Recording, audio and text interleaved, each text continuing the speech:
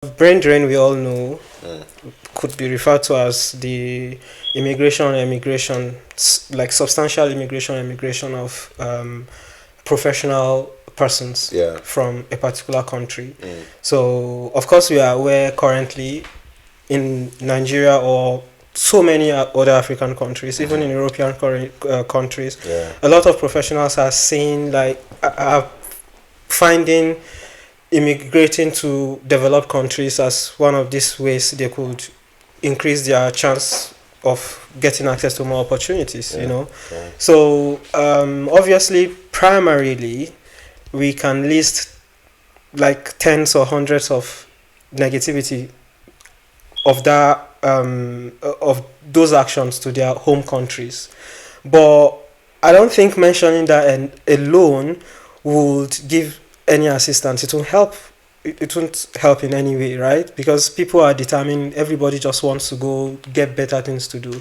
So how do home countries of these professionals get to remedy this action, this brain drain? How is there any way they can gain from the activity? Yeah. Is there any step they can put in place to make sure, yes, people are going out, people are leaving our country, but how do we gain from it, no matter how small? Yeah. I think actually, excuse me. To the point you make, actually, it's a very interesting point, and I remember having this conversation a couple of years ago back. I think we eat chips. So there's always this movement of go back home, take everything back, but the lack of infrastructure as well is something that is not highlighted, enough. And if there's no infrastructure, there's really no incentive for a skilled person to really go there, because as I've already worked hard to be in this position. Why do I already have to work hard again to build my opportunity? I should just get this opportunity because, if you live in the West, or if you're a diaspora or somebody that's experienced a better system, that's like you believe that's a basic human right? So for my thing, to the point that I'm making, or to the question that you're asking, how do we lure people back, specifically to Nigerians' point of view? I think we can start that by through this election actually that we have next year. I think this election that we have next year, specifically in Nigeria, has to be very, very key for us. Not just from the point of taking Nigeria or doing stuff. It's not just from the point of developing Nigeria or solving poverty or all that, but for actually retaining the talents we have within the country to be able to build the country that we want.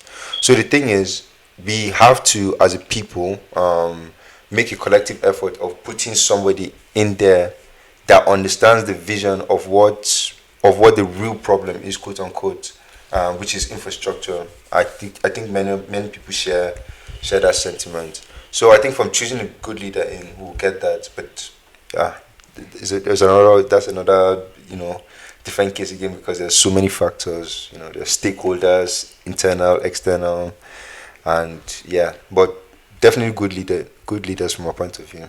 What do you think? Okay, one more thing I want to clarify. Actually, getting people to return to their home country is one good way to gain from them having to live in the first place.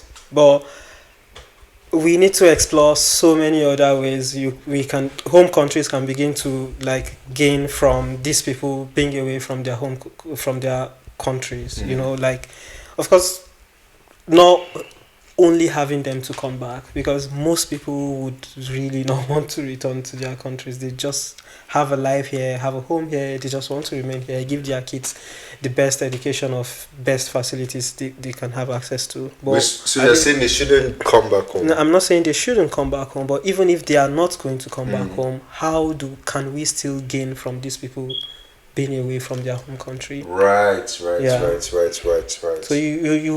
don't want to say, we know we can't force you to stay back, right? We know we can't force you to return. So how do we still gain from the fact that you're away? I mean, America has I think diaspora tax or something like that. Yeah. So you can have The UK has it as well. you can tax them. That's one possible way. But nice. You can tax. Yeah. I didn't actually know this. So like, how?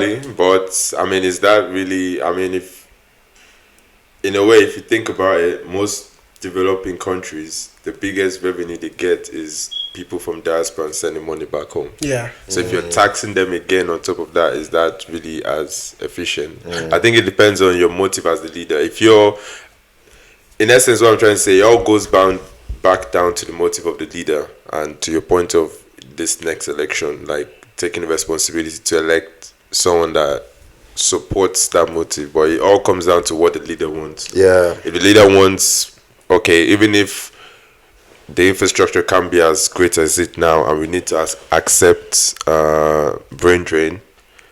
But if you then go ahead and start taxing the people that in the diaspora in order to take money from yourself, but not using it to develop the infrastructure, that's not really considerate of the situation.